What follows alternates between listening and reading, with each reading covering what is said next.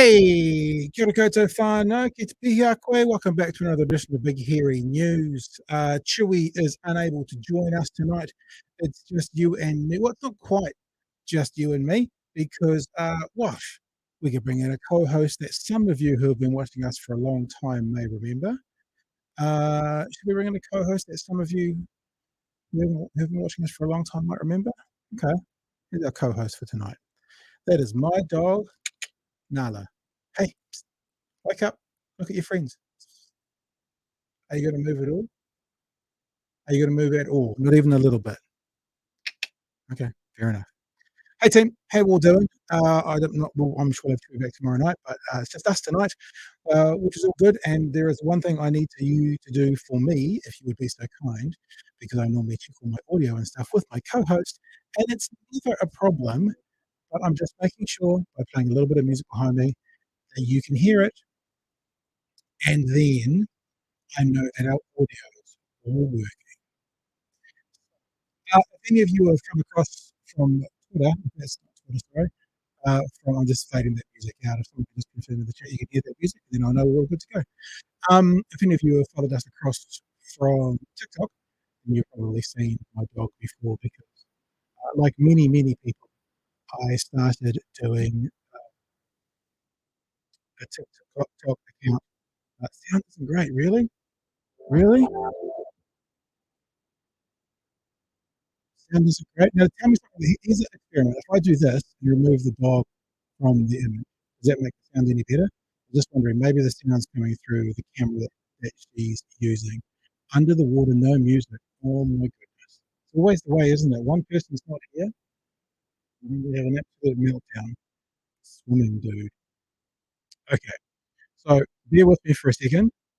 Don't go anywhere. I'm going to take myself off screen and then I'm going to come back just in case there's a little hiccup. Here we go. And now I'm back.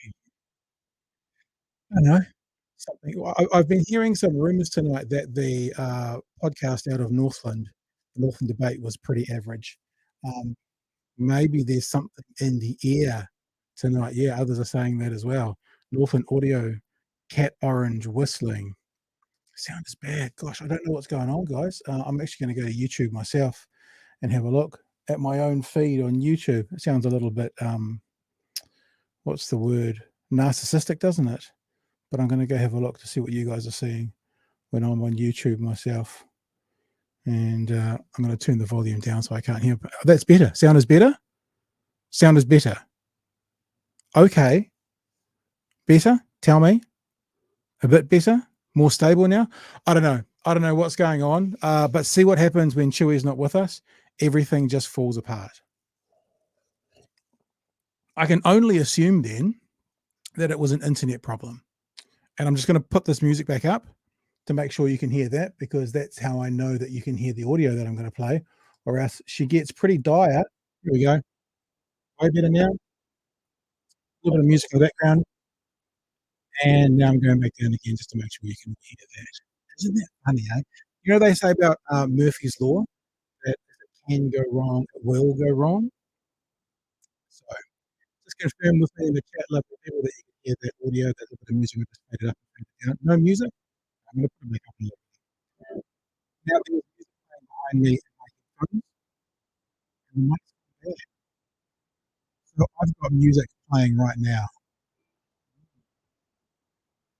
Looking again. No music, audio. Well, this is not going good, guys. I'm just going to shut that down. Here's what I'm going to do. And to be really frank with you, if this doesn't work, this might be the shortest. Might gone bad again too. No music. Okay. All right. I'm going to get rid of the dog. Tell me if that makes any difference. I'm going to go to one of our stories, and I'm going to play the audio from one of the stories. And if it doesn't work, there's not much more I can think that I can do to actually fix the problem. Better? Mike, good, better? No music? I just turned off the other camera. I was wondering if I was getting a glitch with the other camera. No, there's no music playing right now because I've turned it off. So what I'm going to do, this is a little tester, and obviously in the audio podcast, this will all get cut out. You can follow us on the audio podcast, is I'm going to bring up my screen, and I'm going to play the start of a story, and you're going to tell me if you can hear that audio. Actually, I know what I'll do. This is too much behind the curtain. I will go and get some audio for you. News Hub. And play the story that I'm going to play. And we're going to go there. And we're going to play the story from tonight, which is the opening the books. Right. Let's play this. And yes, but when not trying to play music, mic equals good. When trying, mic equals bad. Okay, so tell me if this is okay, right? This is a story that we're going to be looking at tonight. And if we can't use the story, I'm not entirely sure what to do for you folks.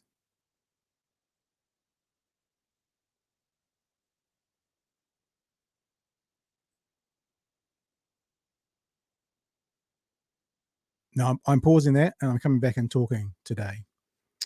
So tell me, please, in the chat, no sound. No sound for that. Good Lord, people. What is going on tonight, right? I'm going to try one other thing. I'm going to go crazy here. It's so funny. Yeah, it wasn't on mute. It was playing in my headphones.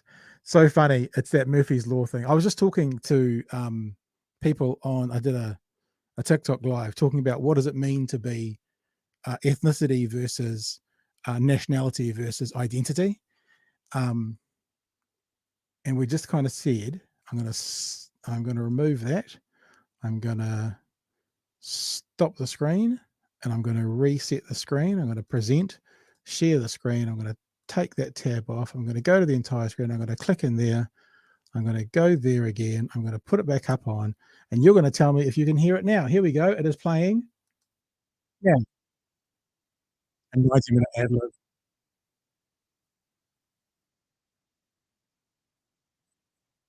I don't know if you can hear that.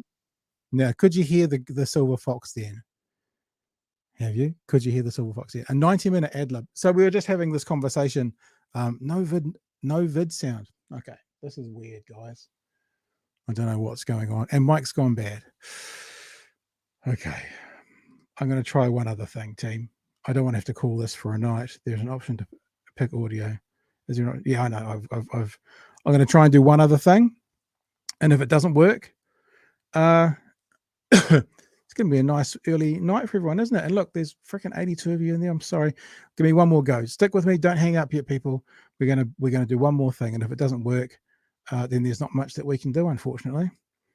Right, I'm going to leave that on this time, which I don't normally do, but sometimes that's a bit of a problem. I'm going to put it up and on again. I'm going to push play one more time, and you can tell me what you think. Captions. Captions.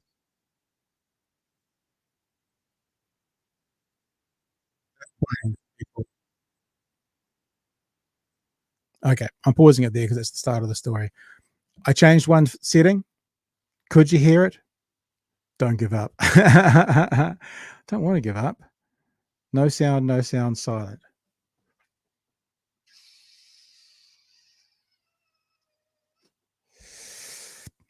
No mic.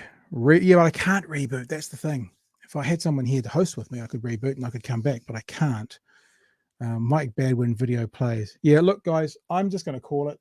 I'm real sorry. This is real unprofessional, but you know. Oh, Josie, no. Okay, I'll try. I'll try one other thing. Yeah, I've got that. When you play the video, the mic goes bad. But we need to have the video because unless we can, because I can't really. Because look, I've got Mr. Luxon. That's all video. I've got conversation.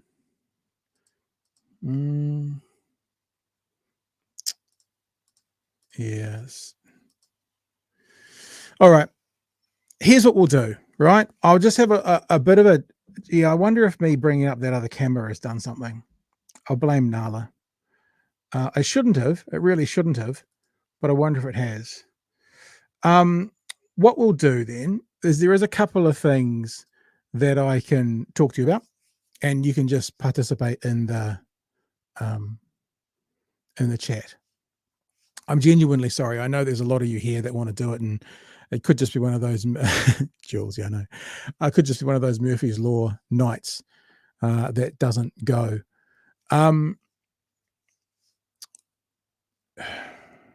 Okay, but see, if I reboot, I think what'll happen is this will shut down, and then, all right. So here's what I'm going to do. Right, I'm going to reboot without logging off the stream. Now, it might end the stream and then it might be done because there's no other URLs. Or because I'm not ending the stream, it might just shut down my computer and the stream might just keep going with the black screen. I'm just thinking out loud.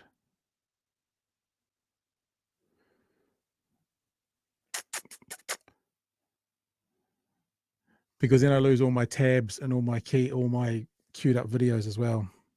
Oh. Okay, so here's what we'll do. All right, sorry guys. There's a couple of things that don't need me to play video for, which we'll just have a quick chat about. You're welcome to join in the chat about it as well. And other than that, we'll leave the audio video for another night. So I want to be with you. I want to be here. I really am sorry that we won't. It means hopefully we'll have Chewy back tomorrow night, and then I'll be able to. Obviously, whatever happened in Northland is catching. There's gonna be one more look at my desk. Yeah. The problem is this is a Windows issue. Like I use both Apple. I've got an Apple MacBook and I've got a Windows. This is a Windows-based system down here. And the problem with Windows is when they seem to do an update, sometimes, the Discord, that's a good idea. But I'm just concerned that if the Discord's open, that won't be working either. Yeah, sure, I'll open the Discord. If you want to have a chat in the Discord. There you go. Let's see if that works. I don't know if it will or it won't. Okay. So there you go. Punters, you've got a free hit at the Discord tonight if you want to come have a chat. And we'll just see how it goes. There you go. I'm going to get into the Discord. What do I push? I push that one there. And I push that one there. And I put myself into the call-in. There you go. I'm in the Discord. So some of you just said, what about the Discord? Sure. If you want to have a chat with me, jump into the Discord. Let's put a invite out there. So here comes the Discord into all the chats at the same time. Is that a live dog? Is that a live dog? Nala, are you alive? Yep, there you go. What is it? The ear twitch. Discord's open. If you want to go over chat in the Discord, then head yourself there. I've just put the URL in the thing. And you got to jump into the waiting room. As I can see already, people are. Fantastic. You guys wait there for a second. There you go. People wondering if the dog was alive. She's alive. That's my dog. Her name's Nala for you newbies. And she used to feature on most every show. And then I changed my studio around and the cameras didn't quite work. So actually, when I heard Chewy wasn't going to be here, I thought we can't have a show with no gingers. So I better include at least one ginger in there as well. I think it's Alden, who's in the live stream chat. Make sure your microphone's turned on. I'll come to you in a few seconds. So here's what we'll do. Let's have a look at a few things that have been going on. I'm going to go and I'm not going to play any audio tonight because it's not working for some reason. I don't know why. This is from the debate that was happening in Northland. And my one takeaway from it was that, Alden's gone from the waiting room. Chat's open if you want it, people. The one takeaway from the Northland debate, I think, is that, everyone was wondering maybe about Shane Jones. And Shane Jones said, didn't say, the New Zealand First had a hope that maybe Shane Jones could win Northland because they are either close to or maybe not close to getting into Parliament based on that 5%. Yeah. Some polls they come out just over, some polls they come out just under. So they really were quite keen and quite desperate to win Northland if they could. This is the party vote up there. National is 53%, Labour is 21%, 15% for ACT, 4% for New Zealand First, 4% for Greens, 2% for Māori Party, and then the rest didn't really feature. And that's up Labour's lost about 25 points and National's gained about 25 points. That's, of course, because of COVID. There was that anomaly last year in the situation. And then this is the electoral vote. And this is where the New Zealand First really needed Shane Jones to get over the line if he possibly could. Oh, gosh, there's a bunch of you in the waiting room. Okay, I'll get to you in a sec. And you can see at the moment for the decided voters, 49% are going National, 20% Labour, 15% New Zealand First. So that's Shane Jones. So the one takeaway from the research coming out of Northland looks to be that New Zealand First really does need to get to 5%. They're not going to get there on just on an electoral win anyway. They're not going to win any seats. There was some thought, because Winston has won Northland before under the New Zealand First banner. He wasn't going to win it this time around. All right, let's just go over chat with some people and we'll see what happens. Now, if this doesn't work, I don't know what we're going to do. Let's start with our old mate, Politikiwi. Are you there, Politikiwi? Can you hear me? Can I hear you? Oh, yep. G'day, Pat. I didn't think I was going to be first. How yeah, I just think I went with, now I know there's more people there, but I went with a safe one that I know whose system works. And I thought, everything else is not working tonight. Let's just see what's working. How are you, man? Yeah, doing well. Now that I've got the chance, I've got to put the statement out here that this is clearly Chewy sabotaging the stream because he knows he's not going to be on tonight. Yeah, I've got to have that on the record. I do apologize again to people who would be with us, but I guess these things happen. I don't know what I didn't test the system beforehand, so it is what it is. Anyway, let's see how we go today. What's up, man?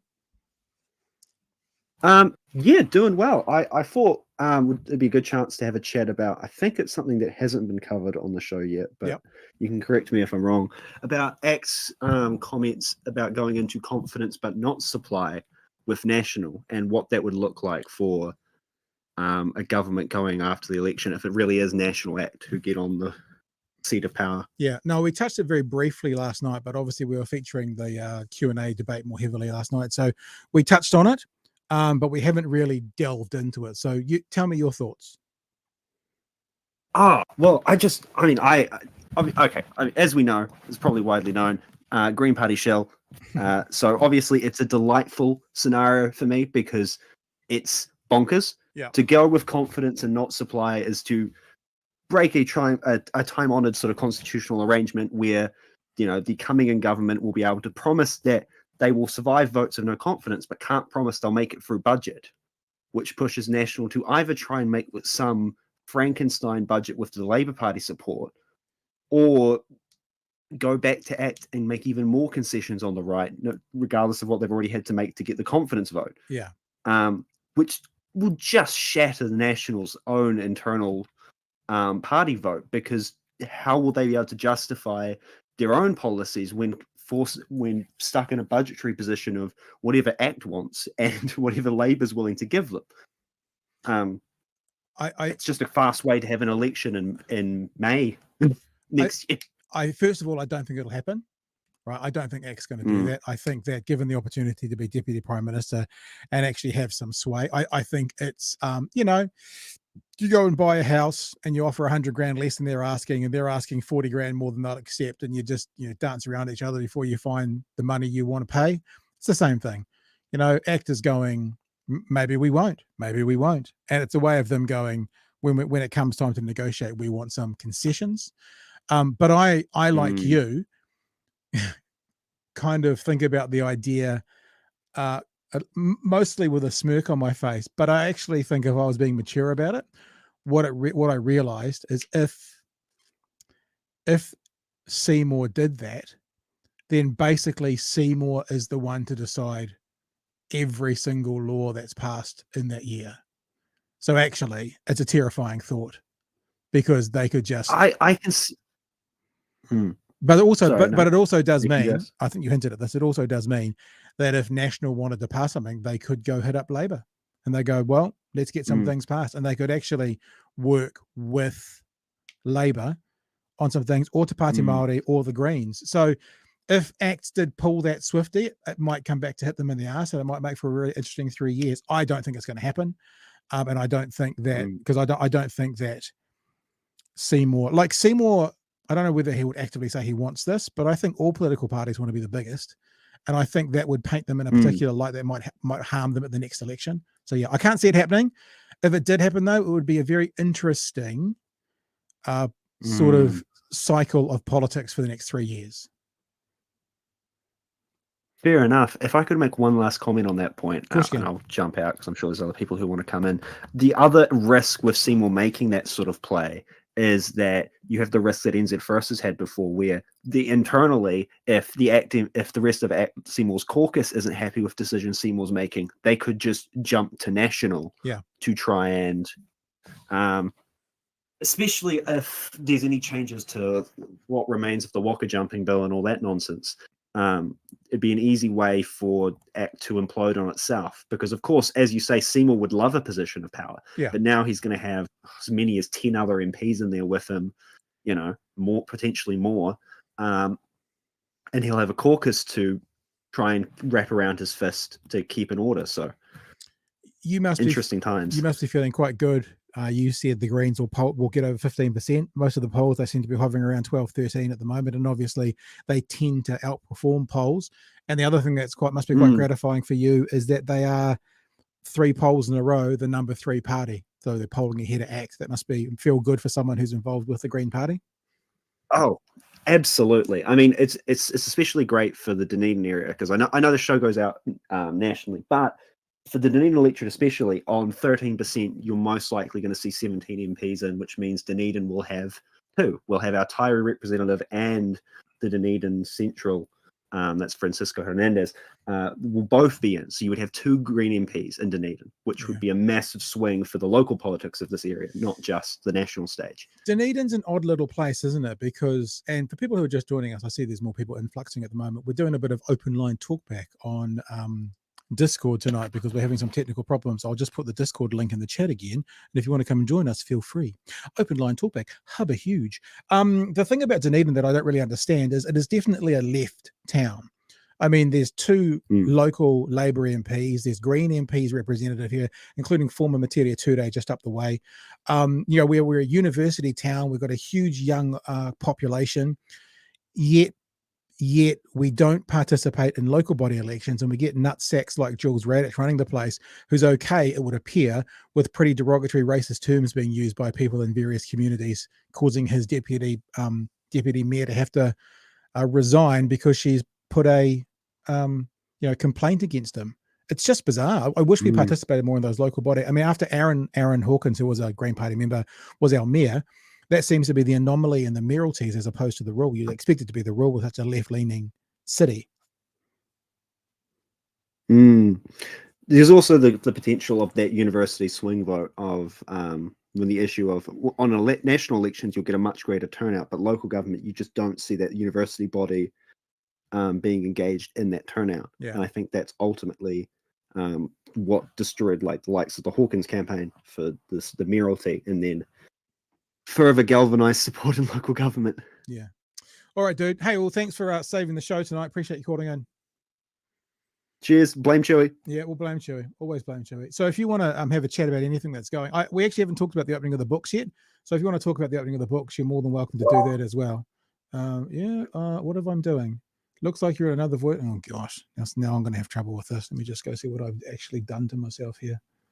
I'm going to the call-in. That's where I'm going. Yes, confirm. I want to go into the live call-in. I must have dragged myself out of there. We're going to come to Planner Walk next. So Planner, just make sure your mic's turned on. Then we'll come and have a bit of a chat with you. And as I said, we haven't talked about the opening of the books yet. Opening of the books is really interesting because everyone,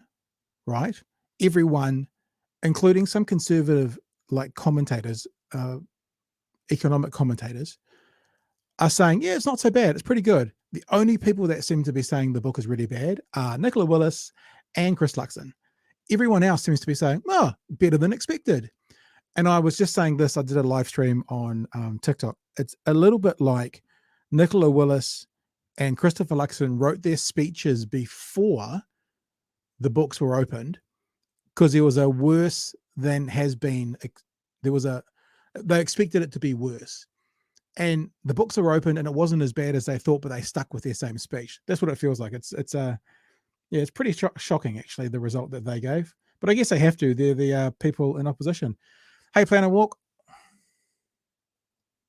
Ahoy hoy. Ahoy hoy. How you doing? It's a funny old night.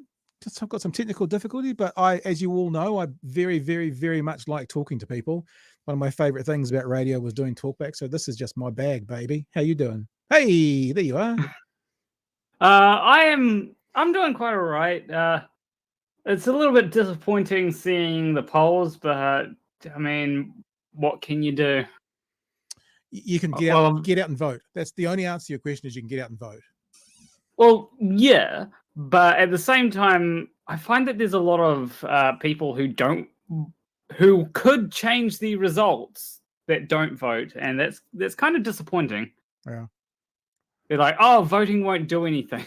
Yeah, well, that's the problem, isn't it? I mean, I remember there's a story that I've been told all through my life about the 1 million starfish. Like this idea of you can't make a difference, and there's two people walking down the beach, and there's all these starfish all over the place, and one of the guys picks up a starfish off the beach and he throws it back into the water, and the other guy goes, "What are you doing? You can't make a difference here. Look at all these starfish." And he picks up another one and he throws it back in the water and goes, "Well, it made a difference for that one."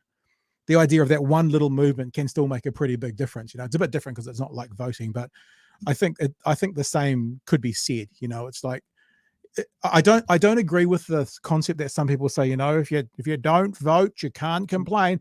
I don't agree with that, because I do think there is a case for a well thought out non-vote, or a none of the above type thing. But that's still engaging in the process. The lazy factor of just, I can't be asked going into vote, that's not okay. But like a well thought out, none of these people represent me, I can't morally vote for anyone, that's fine. But I think the reality is everyone just needs to vote. That's the result to the malaise that you're feeling right now. Yeah, like I know that there are some people out there that go, well, it doesn't affect me, when it probably does affect you.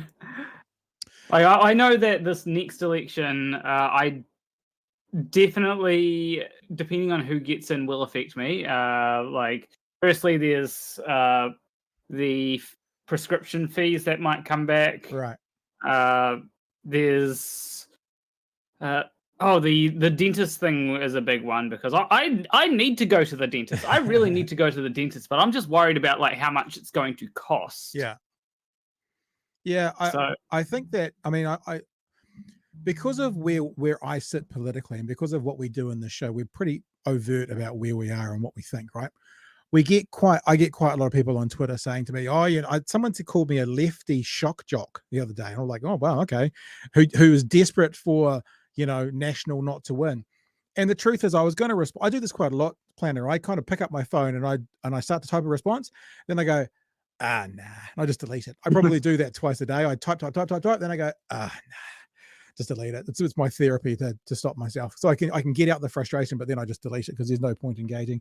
And the point that I was going to say to them, as horrible as it sounds, is actually National getting in is probably not going to affect me that much at all, because I'm not a minority. I'm not a vulnerable person. I'm not someone who is homeless or is having to pay massive rents and stuff. I mean, it affects us all, but the people who affect most are the people who are most vulnerable should National get in. We're already hearing them saying that, if you're not well behaved in a state house, we're going to kick you out if there's complaints. Those are the people who are going to feel it most of all. If prescriptions come on for me or not, I might get a prescription every 2 months. It's neither here nor there. But I don't want to see them in, because I also think of my neighbor and my neighbor's neighbor and other people around the world, and it'll be devastating for them. My life won't change that much if either side gets in, but I know that society will be worse should National get in, and I don't want to see that. Yeah. Also, like, my big worry is more with ACT getting in, because ACT, I really don't like some of their policies. Yeah. And yeah, I don't like how NZFirst has gone in recent time, because I remember back when they were with Labour, Winston did have some good takes. I remember. Do you remember when someone was saying about, is there any proof that SARS-CoV-2 has been isolated? And then Winston had this retort of, we've had this many deaths in India and all that, and here we have someone saying that the Earth is flat. Yeah. Sit down, sunshine, wrong place. That was amazing, but now he's sort of more in line with those sorts of people. Because Winston Peters, and I don't mean this in a positive way, is the consummate politician, right? He wants desperately to get in, so he will say anything he needs to get in. And that's what he's done. 10 years ago, he was screaming yellow plague, yellow. He was almost literally speaking that horrible saying about, people buying up international, especially from the continent of Asia, buying up our land. And he's just turned in the last 3 weeks to trans people, and he's now attacking Māori again. It's just like he knows there's a constituency for it. It's an ugly constituency, but any means to an ends in his world. And if it can get him back in Parliament for those lovely baubles that he professes not to want, then he'll do it. But then what I would say to you, Planner, is then he'll get in and he'll be, he won't be effective. Like Winston Peters, for people who don't know, if you're too young, I'm too young, but I've done the research. In the 1980s, he did a thing called the Wine Box. You should look up the Wine Box. It was a really interesting read about some good work Winston Peters did. Now, other than that, he's done nothing for the subsequent 30 to 40 years in politics, other than the gold card, which all the gold card is an amalgamation of other cards. It didn't bring anything special. It just amalgamated all the other seniors cards onto one. So he's been a very ineffective minister or politician in Parliament. He's quite effective in opposition because he has this kind of rhetoric. So even if he does get in, he won't get anything through because he never does. So that, from history, that's what I'd say to you. Yeah, it's just like, it's one of those things which is just baffling to see, honestly, how it's gone. But it is what it is. It's not like I can talk to Winston and just change his mind. Yeah, well, the thing is, I think Winston's full of shit, and I think he doesn't believe what he's saying. So I think the reality is you probably don't need to change his mind. I don't believe he believes what he's saying. I know it's a horrible way to think about it, but some people are like that. Guru says that. I think you're underestimating how much climate change will affect your life, Pat. Yeah, fair point. I guess I'm thinking short term, but fair point. Although in saying that as well, not that I trust what they're going to do. I mean, listening to Christopher Luxon talking about they're committed to hit all the same targets that Labour are in the 2030 agreement and the 2050 agreement. I don't know how that's going to pan out, but I mean, they're saying the right things, I guess, at the moment. Do you know who you're voting for? You don't have to share, by the way, but if you wanted to, you could. So far, I'm probably going to be voting for Greens. Right. They, in my opinion, I don't like all their policies. There are some of them that I look at and go, I feel like that's going to have negative effects. Like there's one to do with housing where they're basically, the idea is to try and stop rent hikes. Yep. But the way that they've said it makes it seem as though the result will be that the only people that are able to rent places is people that have been paying a lot in their previous place. Yeah, I also think that no one should get their hopes up for downward rental pressure, as Mr. Luxon was saying, because respectfully, I don't know if I've ever been in a rental property that the rent's gone down. I can't imagine if people have the opportunity to have downward pressure on the rent, the landlord would then take it. I guess that would have to be a massive market surge. Like all of a sudden there's 20% of properties are empty. So landlords are desperate to get them in. I haven't seen that happen. So yeah, I don't believe anything they've got to say about rental pressure and that. And I think it'll just get worse and worse and worse for people renting. And if we don't have enough homes, then there's the stock of houses get proportionally smaller and smaller and smaller. Yeah, I want to see higher density housing being built and more state houses being built, which I think that is a good thing that Labour did, is they did build quite a few state houses. Just hoping that if National get in, they don't sell them all off. Yeah. All right, man. Hey, well, thanks for your. I still don't know what to call it. Do we call it a call? Thanks for your call. I mean, it is a call. Yeah. I don't know. You're getting a thumbs up by Politikiwi based Flannel voting for Greens. All right. Hey, we'll talk super soon, eh? Okay. All right. Thank you. Appreciate Take it. care. See you, bye. The waiting room, and I'm still there. Okay. We can have a look super quick at if anyone wants, I've just put the Discord link in there again. You can see right now that over here the waiting room is empty. If you want to jump on and have a chat, you can do it now. If you get in there, and if not, I'm going to talk a bit about the books being open. Unfortunately, some of the stuff I had for the books being open was audio, and I'm not going to be able to do that. Oh, yep, there we go. Because Jay Bucky's in there. Jay Bucky's been in a few times, so let's just go and have a chat with Jay Bucky. Hello, Jay Bucky. Hello, Pat. How are you? Yeah, good, man. Are we just calling you Jay Bucky? What's the best thing to call you? I'm actually Jack. I actually live in the same place that you do. I'm from Dunedin. Kia ora, Jack. This is Dunedin Strong, bro. Well, I think you're the third one on tonight from Dunedin. How are you? Good. How are you? So we just seem to be very politically awakened down here, don't we? Yeah, I guess we do. What's going on? Well, I just have a wee story. About 2 months ago, I went to actually a National Party meeting up at Mary Hill Presbyterian Church. Oh, yeah. And I was taking my partner's. I'm at university, but I was taking my partner's father down, who is disabled but is quite a loyal follower of the National Party. And basically went down there. We arrived early to get access to parking and whatnot, and went in there. I was David Clark's youth MP when I was a couple of years ago. Okay. So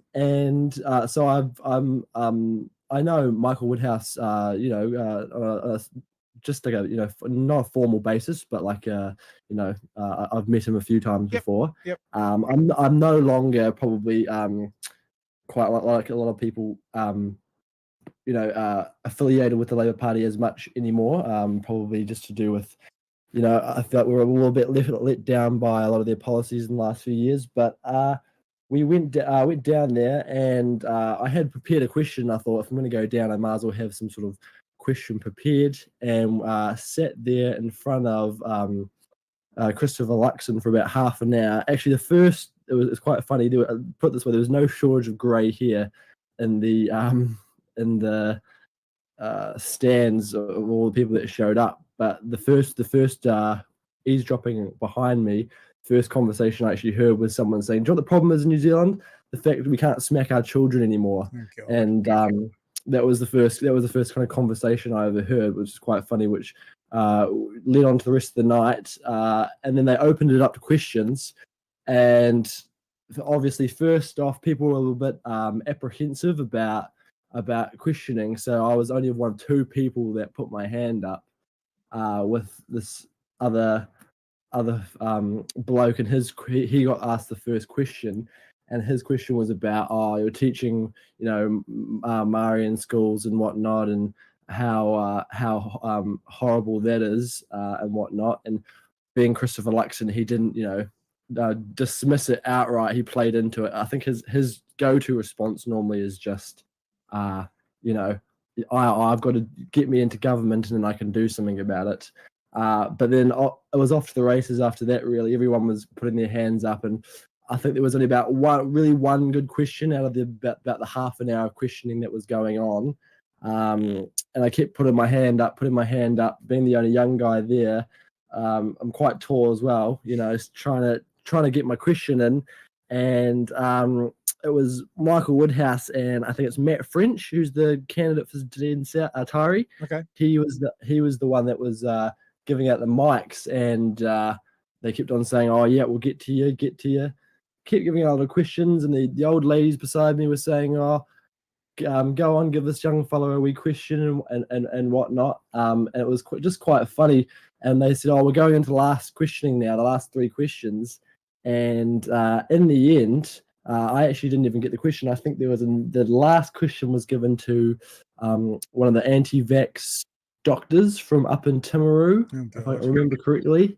And they got the last question. So I just thought it was funny. And I turned to the lady beside me at the very end, and I just said, this is the National Party are quite, they're surprised when young people won't vote for them, but they won't even give young people the time of day to take their questions or issues seriously in the end, which I just thought was ironic about the whole thing. What was the question? What were you going to try and pin him down with? What were you going? Well, of course, with anything like that, it's not pin him down. I was just trying to prove to everyone that he wasn't, his policies weren't facing up, because he's came out with that 5-point plan, tax plan about getting rid of the 5 taxes to give the squeezed middle, or tax relief to middle New Zealanders. But the ute tax and the Auckland regional fuel tax, and then the bright line test, and then the interest deductibility. So my question was just going to simply be, how are these policies, which seem to only benefit landlords, how are these the policies that your party is running on? How are they going to benefit middle and working New Zealanders? And he obviously never got to asking it in the end, which was a bit unfortunate. But put it this way, I didn't come out of that town hall, or that meeting, any more confidence with New Zealand politics than I went in with. And I mean, what I hear you saying a little bit is how you're going to pay for it as well. And they're still being asked that. And I guess, I mean, I've said this before. I can't remember exactly what his name is, but there is a French philosopher who said way back in the day, you get the government you deserve.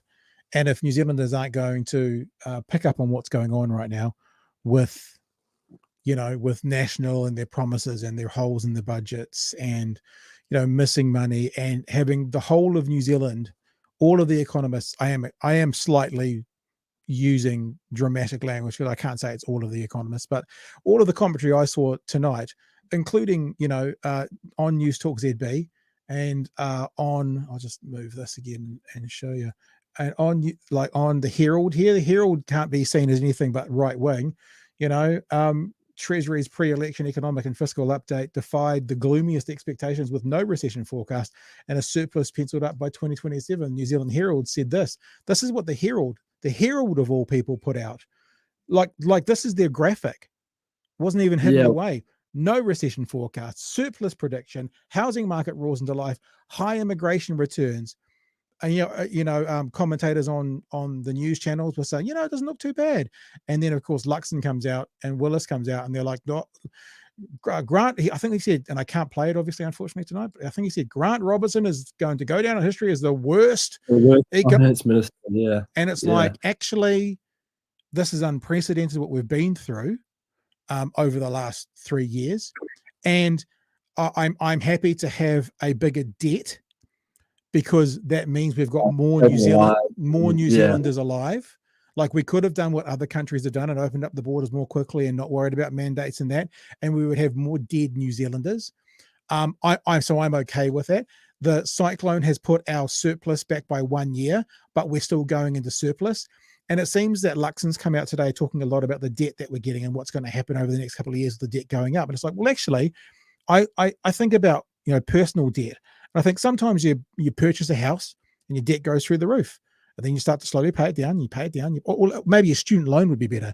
You've got a $10,000 student loan, so you've got your degree, but you've got a loan, and then you pay it off, and you pay it off, and then you're back in credit, not paying off that student loan anymore, but you've still got the degree. Like, we've got 7,000 alive New Zealanders, and now we're going to pay that debt off, and then we're going to be back in surplus. I'm actually okay with that.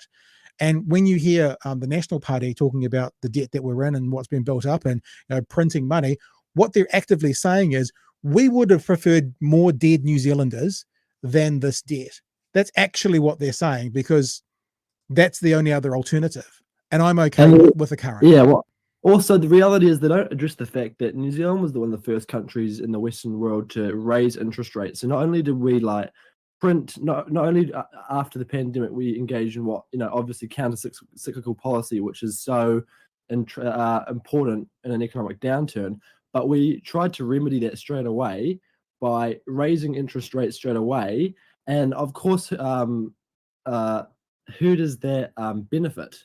And the National Party just all they're concerned about is just the spin. And what I find amazing is the fact that there has been all this press about the fact that National has had this massive hole in their budget, and obviously we can't look too much into polls, but as of yet, it still hasn't had any major effect on the polls, and that's a question of whether or not New Zealanders really care or not, care or not, or even listening or not.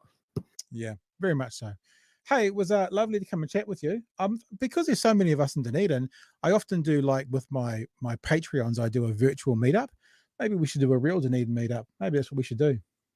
Absolutely, absolutely. All right, Thank dude. you so much. Appreciate it. Thanks for I'm still struggling to use the word call in, but thanks for calling in. Appreciate that. Okay, I'm just actually having a look in the Discord right now. This is cool. We'll do it's a lot less prep, just talking to people. All these people are currently on Discord over here.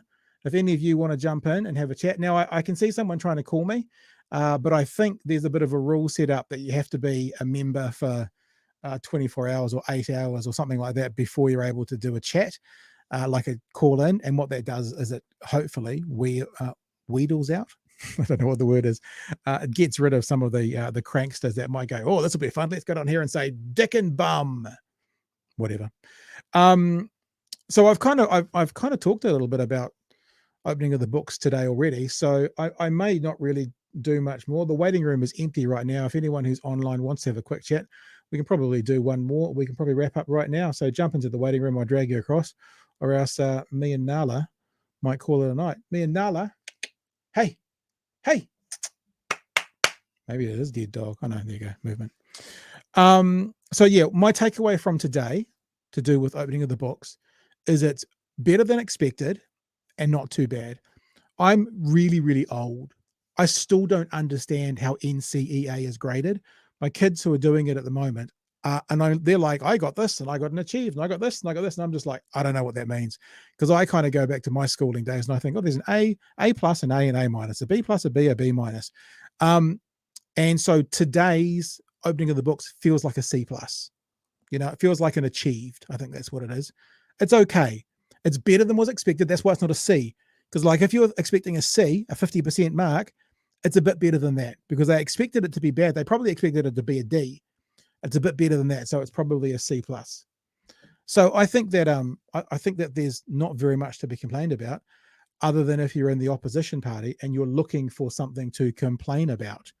And if you can't find anything, if all of the people commenting on it, including those, shall we be honest and say right-leaning publications are saying very positive things because it's a better result than was expected, then I think it's cool. I think it's all right. All right. I look, I think it's Rajan. Rajan, I always get your name wrong, Rajan. You'll have to remind me again. I've dragged you across to the talk room now and you need to turn your mic on. Just remind me again the pronunciation of your name. It's pronounced Rajan. Rajan. It sounds like a I was just watching that new is it the new Star Wars series on Disney Plus. That sounds like a Jedi name, Rajan. Yeah. Hey, you'll have to forgive me a little bit. I'm a little bit, I guess, self-conscious about public speaking. So if I'm sort of a bit jumpy with my words, then forgive me. So this is how you think about it, right? And I know this because I've done talkback for 15 years. It's just you and me. Like honestly, it's just you and me talking in a pub. That's it. We're talking in a pub about whatever you want to talk about. That's really the same level. True. Yeah. I guess with my neurodivergence, it's even just talking one-on-one with someone. Gotcha. I can be very jumpy because like I'll think about something that I want to talk about. Yep. And then I'll try to say it, and I'm like. I'm a very gentle. I was going to say lover. That would sound really inappropriate, wouldn't it? I'm very gentle with this sort of thing. So you just take your time, tell me what you want to tell me, and then we'll have a chat. What's going on, Rajan? I don't know. Just kind of sad thinking about the poll last night. Yeah. It's funny. I'm a how can I say it? I'm a trolley worker at Pack and Save. Here in Timaru, and on Mondays I work from 5 till 9, and so I had my break at about like 7, and so I went and checked my phone, and then I saw your thumbnail on YouTube with that poll result, and I saw Labour 27, National 41, and I was like, fuck. And then so like the last hour or two I was working, I was just trying to put on a happy face as you do when you're working in that environment, but then just internally screaming. I'm so sorry that I set you up for a bad last hour of your workday. Well, I mean, if it's any consolation, I probably would have gotten another notification and just ended up going and checking USub and been like, ugh. Yeah. Although, I mean, given it a day, I'm sort of a bit more like, is what it is. Still gonna vote though. Yeah, and look, I mean, the truth is, and you guys know this who have been watching for long enough, that if everybody in the country who could vote does vote, then the left wins. Right. Yeah. So everybody, nobody should look at the polls and go, well, I better not vote. I'll tell you something, and I'm not saying, look, the other thing that I'm going to get absolutely hauled over the coals on Twitter if National and ACT form the next government, because everyone's going to be coming for me. Ha, ha, ha, ha. Like, I'm not unrealistic in my expectations. Right? I'm just not. And, you know, I've been saying very honestly on this show, at one stage it was like 59 or 51-49. And right now it's more like 60-40 chances. But what I will say is there has been polls in the past that have over-predicted National by up to 6%. Now, I'm not saying that like some kind of naive, they'll still probably win. But I do know that polls in the past have been up to 6% wrong. And if you were to bring that into this equation, it makes it a much more interesting race. So that's why you just got to vote. Just got to vote. Well, that's it. Well, that was a bit of hope that I had, because up until this point, I was honestly thinking that both Labour and National would be somewhere between 30 and 35, like probably Labour 32, National 34, somewhere around there. But that poll now just tells me if the polling is saying National's in the 40s and then Labour's in the 20s, best case scenario, Labour might be at like 31, 32, and the National would still be well over 35%. Yeah, but you're also seeing a small trend at the moment. And look, let me make this clear. I'm not trying to set anyone up to say, so Labour's going to win. I have no idea. Everyone would have to agree that at the moment, based on polling, the right is in the what's it called? The something seat? The box seat. I think it's called the driver's seat. There you go. But at the moment, one of the trends that seems to be happening in most of the polling is that the Greens are growing and ACT is falling. Like ACT is down at 10%. Sorry, and that is one area that gives me a bit of hope. And you know, it's funny because up until this point, it seemed as though ACT could get up to like 15%, roughly double their support of what they got last time, and the Greens would probably stick around where they were. But now it seemed, looking at the polls, that might actually be the opposite. Maybe. It might be ACT that get around like 8%, and then the Greens could get up to 15%. I'd be surprised if ACT dropped down to that much. If nothing else, you got to say David Seymour has played this card well. Like he's maybe 9 or 10. He's done well.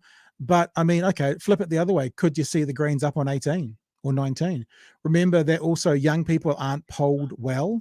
If a young person has a phone number ring and it doesn't have a number they recognize or an unlisted, they won't answer it. So this is probably the first election, maybe the last one, where phone polling has really all shifted to cell phones. A lot, you know, so no more landlines. It's probably really the first one. That means the younger people won't be well represented. And the question will be, is the margin of error enough to show the difference between what young people really think and what they're going to vote? Now, what we have to hope is that young people also don't then kind of get like disappointed and decide not to vote because of the polls. And that's just why I'll say it again. Everyone's just got to vote. Everyone's got to vote. Right. You were saying before that maybe they could get up to 18. I don't think they will this time, but if they get up to like 15%, maybe in 2026.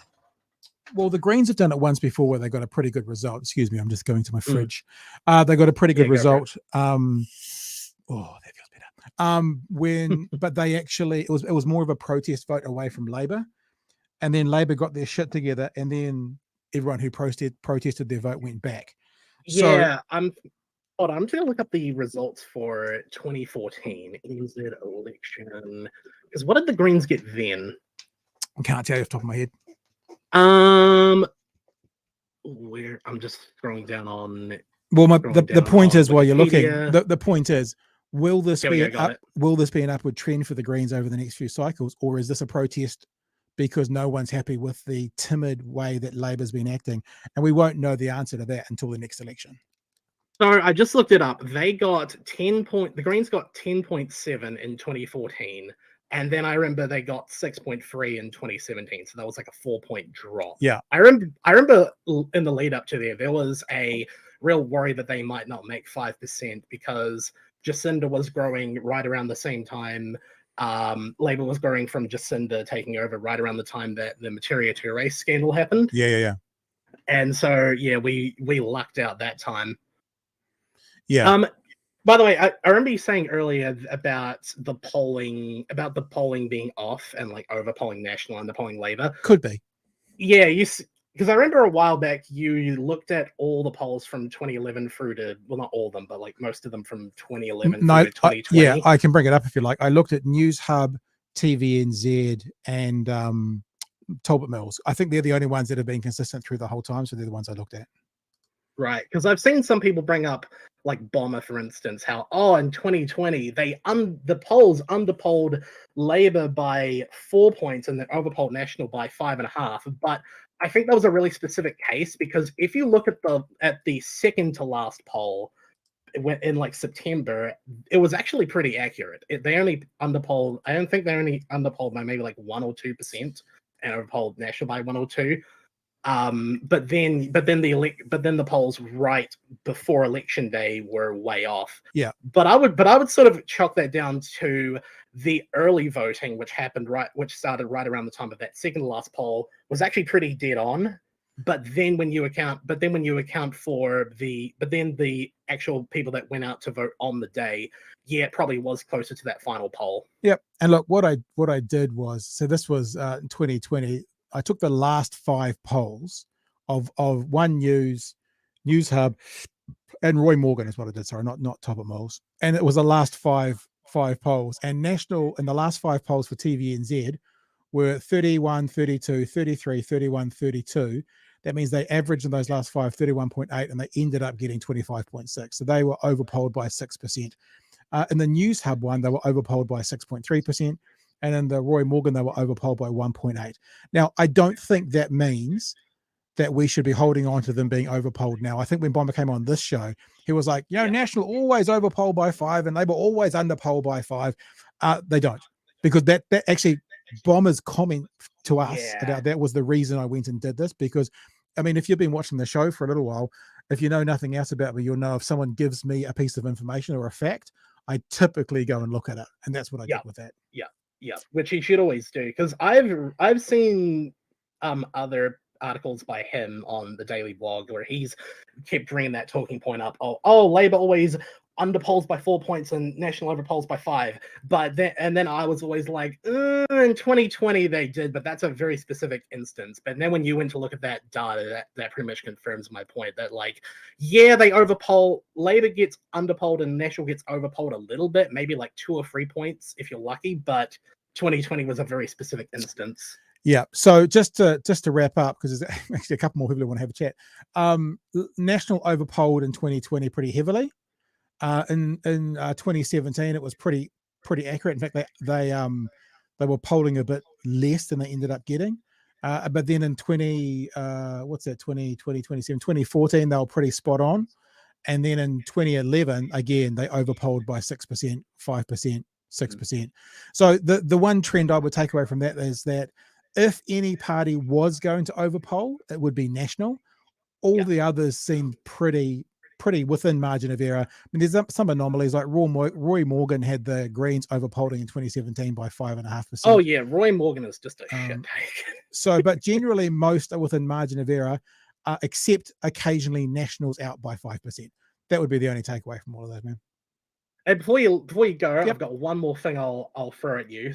Last night I wrote a little bit of an article, though I'm not sure where to post it because I'm fucking suspended on Twitter thanks to the muskrat, where I pretty much compiled my personal predictions and also my conclusion as to like how I feel about this election going in, and I posted that on the Discord server if anyone wants to have a look at it.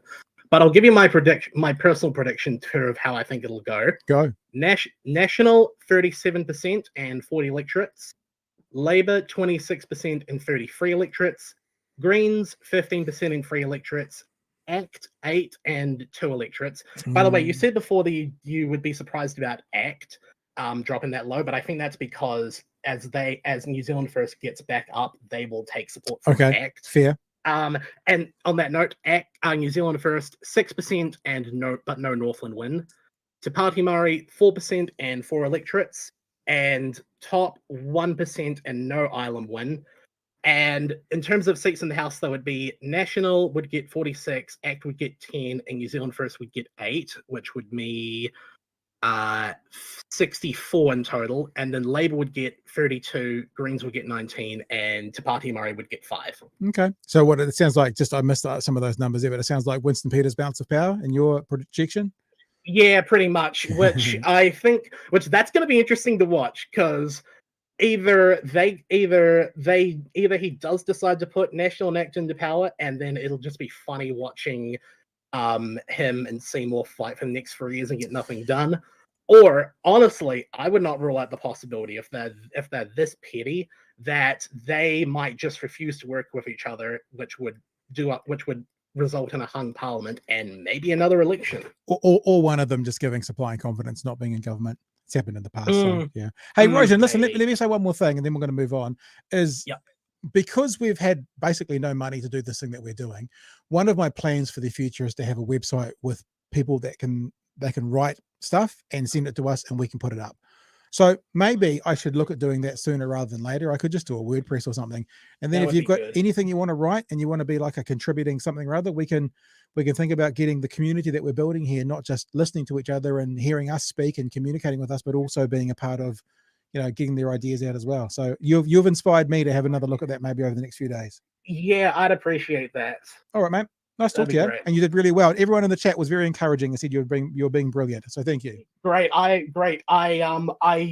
minimized YouTube as soon as you got in the call. So I'll go have a look. But thanks everyone in the chat. I appreciate it. All right, mate. All the best. Well done, you. Ray Wynn, we're going to come to you in just a few seconds. This is fun. We're going for it. I don't know how we're going to keep going. There's 3 people in the waiting room right now, but we'll get Ray Wynn in. You got your mic on there, Ray Wynn? Hello, Ray Wynn. That's you. Come in, wherever you are. We're going to give it a couple more seconds with Ray Wynn. Oh, that's such a shame. We've had such a good run so far of people available talking to us. And if Ray Wynn's not there, we'll go to Auhan, Auhan, A-O-H-A-N, Auhan. All right, Ray Wynn, not sure what's not going on there. You must have an issue with your mic or something there. So I'm going to put you back in the waiting room. Sorry that you had to wait there for so long to get no action. And we'll say, hello there. Is this Auhan? How do you pronounce your nickname? Hey, Pat. Hey. It's Aiden. Aiden. Oh, there's no. All right, okay. Hey, Aiden. How are you, man? Great things, Pat. Yourself? Yeah, doing all right. Bit of a crazy night because we had technical issues, but it's turned into a lovely chat with some lovely people. Yeah. No, it's been fairly good. Yeah. What's up? Now, you saw me in the room before. I'm not a huge fan of being out in public, but I find myself more involved in politics nowadays. So I'm a disabled man myself. Okay. I don't know. Some of the stuff going on nowadays is really scary to me, and I don't know. Can you explain to those of us who aren't in your position when you say some of the stuff is scary? Can you give us an example? The thing I'm most afraid about, I have noticed it's not too much of a talking point today, but David Seymour wants to appoint. He wants he wants the ability to give an MP the power of authority Yep. over governing health boards. Yeah. And I mean, like, just out of all the policy, it's the scariest one to me. Well, it's not. That I seems- understand why it's the scariest to you, mate, but it's also scariest to lots of people, and it's scariest to democracy.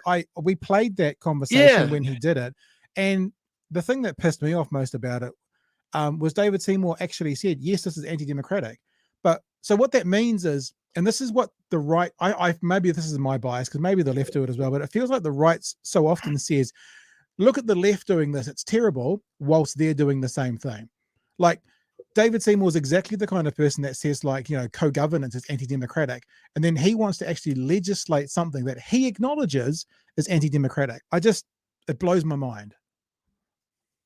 Yeah, I mean, I'll give you an example. So I was diagnosed with a brain tumor 23 years ago now, 24 years ago. Okay. I had been having MRI scans to check up on it. So that's meant to be biannually. Now, when you get past 20 years, they said you can opt out of it. I have not opted out of it. Yeah. And, you know, I mean, if David as an MP has a choice to say, no, we're not going to do this anymore for this kid, it's like, well, you're taking away the one sure way I can, you know, have that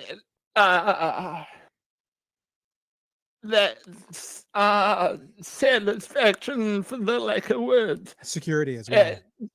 Yeah, sound of mind. Yeah, peace of mind. Yeah. That I'm still healthy. Yeah, man, that's really You know, hard. I mean, I'm fortunate enough to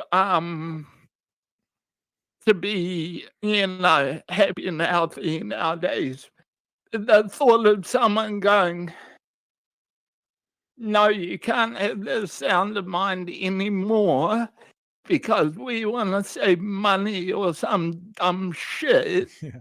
It's like, who the fuck do you care about, you know? It's Yep. like Yeah. frustrating. No, and it's a particularly and I don't say interesting, it sounds a bit flippant, like we're talking about your life, Aidan, but the point you bring up is interesting, especially today, because when the books were opened, the government revealed that we're doing okay.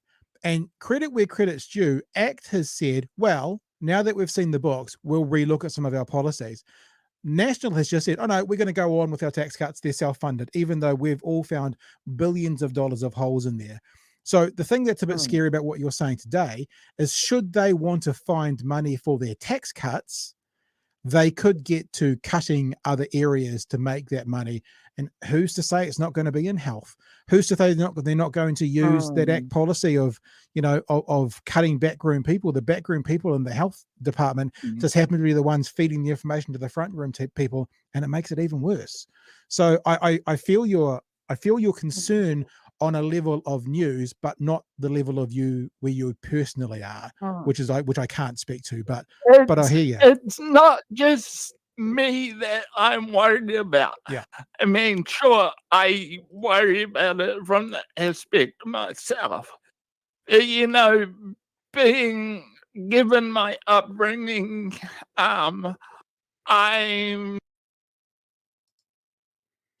you know, surrounded by people who in unfortunate situations like mine, and, you know, it's not just the MRIs. I still deal with the health system on a yearly basis. Yeah, You for know, sure. I have hearing checks, I have eye checks. I'm one of the lucky ones who doesn't have to, go as often because it's been so long now, and because, you know, yeah. One of the other things actually was scary. That's scary with this Seymour thing is so there's a surgeon who I accredit to saving my life. I don't know. Well, I'm fairly certain it was him anyway. Mm. So there were a lot of.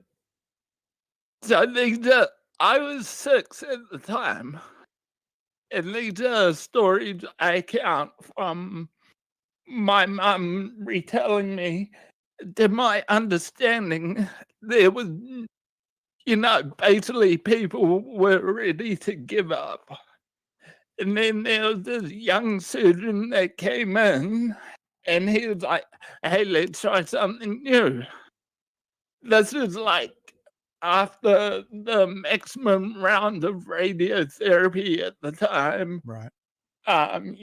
Going through all like this treatment and lots of surgeries. I've got like a whole freaking huge manila folder of like files nowadays. Big fat file. So like I've been through the system, and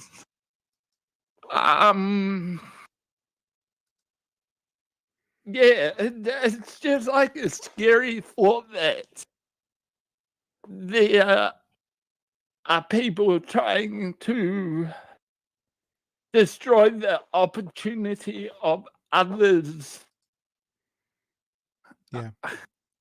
I don't know. I'm sorry. I'm nervous. I'm passionate. I get flustered. Aidan, your message has been completely loud and clear. There is nothing to apologize for. And there are a lot of people in the chat. I don't know if you can see the screen, but I just put Felix's chat up that says this. This is exactly the type of voice who needs listening to by politicians making decisions about people's lives. So what you've added tonight, in my mind, if David gets into power, I'm a petty motherfucker. I could ruin this bitch's career.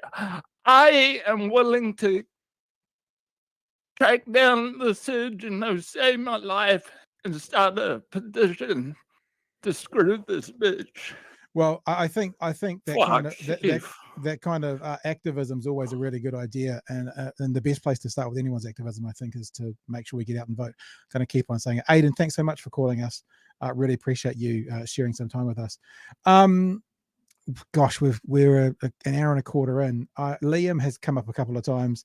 I'm going to take Liam for a quick chat, and then that's it for the night. So if anyone else jumps in after Liam, this will be it. And if Liam is not there, which has happened once tonight, then that's going to be it as well.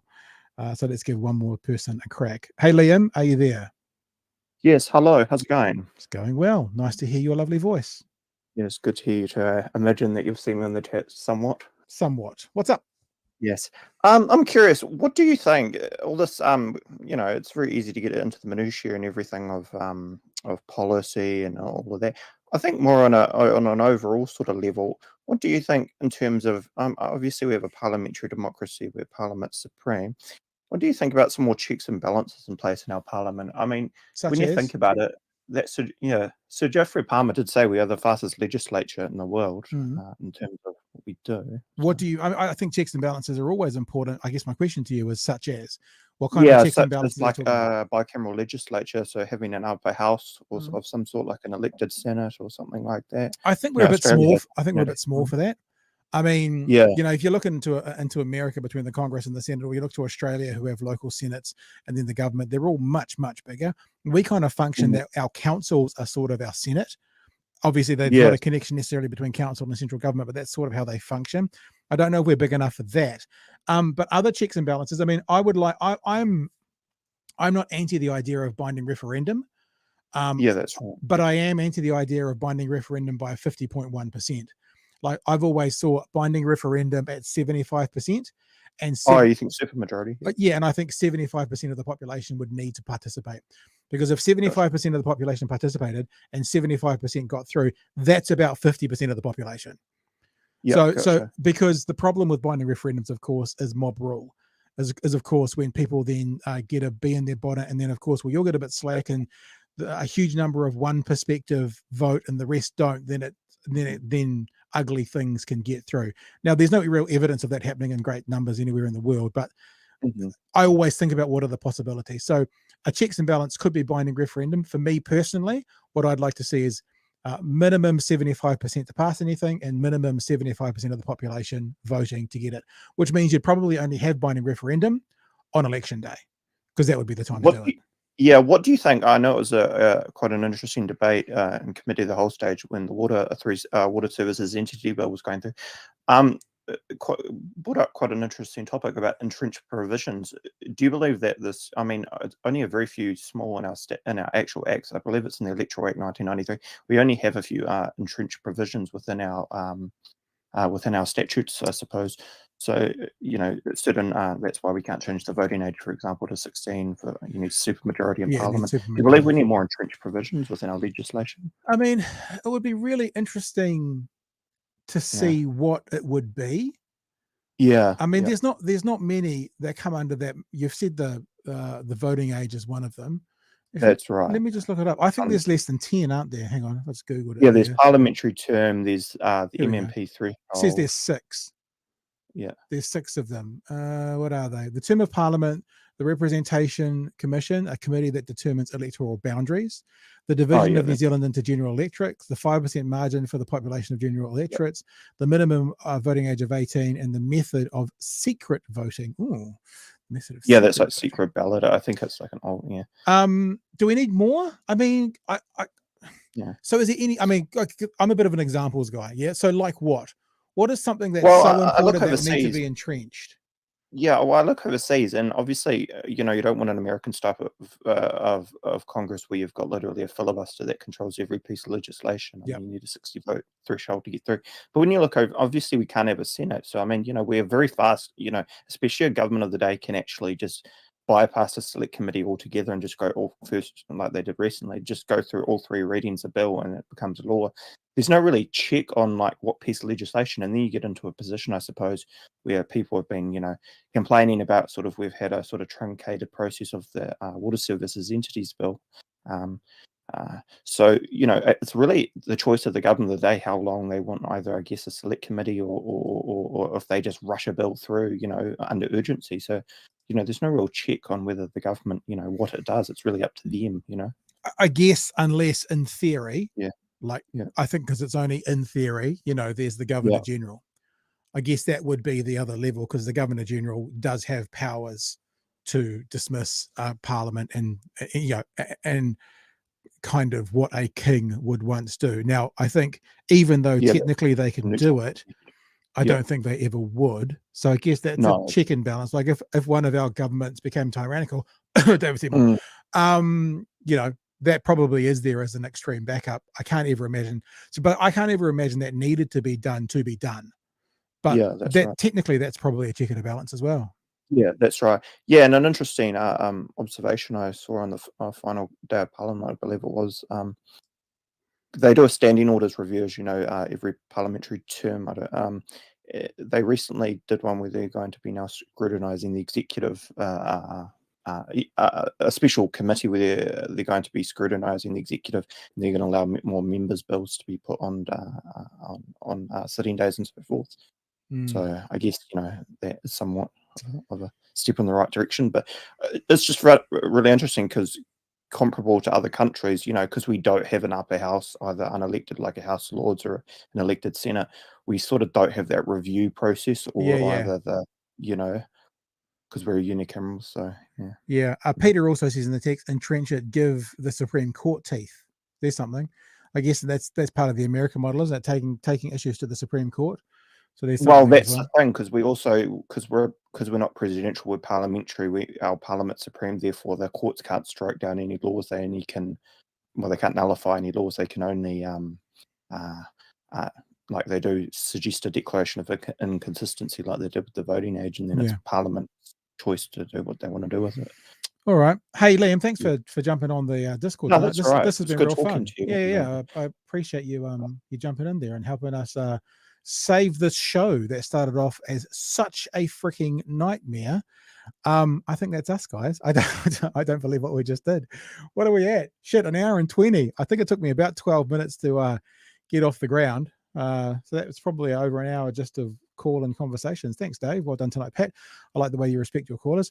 I have to say, I've listened back a little bit to my talk back, and I was probably early 30s, very young for doing talkback, talking to 75-year-olds. And if I've got a few calls of mine, I should play one night. I don't know. I wouldn't call myself arrogant, but it is difficult sometimes being polite to absolute clown burgers, like it just is. But in general, I think that's that's what we do, you know. Respect your callers, you know, have some fun. It's one of these things that are, and I guess if we're honest, this is a bit of an echo chamber. I mean, most people listening or watching are people who kind of sit in the same political space as we do. Not exactly. I mean, actually, you notice there's no one who phoned in tonight, who called in tonight, who actually challenged anything, which would have been fine, actually. No problems with that. So maybe it's easy to talk to people who have similar, oh, look at the dog, stretchy stretch, oh, stretchy stretch. It's easy to talk to people who are like-minded. It's easier. It's the opposite. Although, if you'll have watched me for long enough, you'll have seen some of the interviews we've done. We do also talk to people who sit on the opposite side. Hey, Nala, is it time to go upstairs? Hey. Is it because you're looking at me over there? All right. I'm trying to get you look at the camera now. Sheesh. All right. Let's see you. Let's all meet up again tomorrow night, shall we? I know I haven't done this at all tonight because I think I was a bit shook by what we were going to do, and there's only going to be 10 minutes left. But let me just remind you guys that this is only on until Thursday. Your chance to get green and red hoodies and t-shirts. If the left vote, the left wins. Now, I spoke to the printer today. If you ordered last week, I think I've made a bit of a mistake on some of the orders, but if you ordered last week, most of them are going to be probably sent out tomorrow or the next day. I apologize if I've stuffed up the order and some people are a bit short. That'll have to wait for 7 days and you'll get it the following time. But that's pretty good. Yeah, I know Dave says I need to push your goods, Pat. I know. I just sort of was a bit thrown tonight and didn't really get the patter going well. But if you're interested in checking out the merch, you've got approximately 7 minutes to use tonight's promo code. And tonight's promo code, ironically, is debate. And then we kind of had one, but we're all from the same song sheet, I think. batnshop.nz to order your merch if you're interested. Tomorrow night is Wednesday. Is it Tuesday tonight? I don't even know what day it is. I think it is Tuesday tonight. So I'll talk about it tomorrow night, and you guys can order if you want, and not if you're not, and that'd be great. All right, guys, it's actually been a lot of fun. Me and Nala are going to go upstairs, and we are going to I'm going to have some toast, because I often have some toast when I'm finished doing the show, and then we're going to go to bed. She's going to go to her own bed because she sleeps in the laundry, and I'm going to go to my bed. And we'll catch you tomorrow night from 9 p.m. for hopefully a regular show of. My request is please don't upload my talk. Okay. Right. Mr. Arvids, you'll have to identify which one was your talk, and happy to not upload it. Mr. Arvids, put a message on there to tell me, because it's a different name for anyone I spoke to. So just to make sure I know who doesn't want to have their talk put up. Of course, the talk is going to be up because this live stream becomes an on-demand product. But I hear what you're saying, Mr. Arvid, which is, it's Aiden. Okay. Yep, sure, Aiden. which is it's going to be up because it's up as a full show, but I won't clip it. No problems. All right, time to go. Good night now. This is Free Soul. I will speak to you all tomorrow night from 9 p.m. Hopefully we'll have Chewy, and we'll get back to a more bog standard show. But tonight's been a lot of fun. So thank you for bearing with us. Appreciate you being on board, and we'll catch you tomorrow night from 9 p.m. for another edition of Big Hearing News. Hooroo.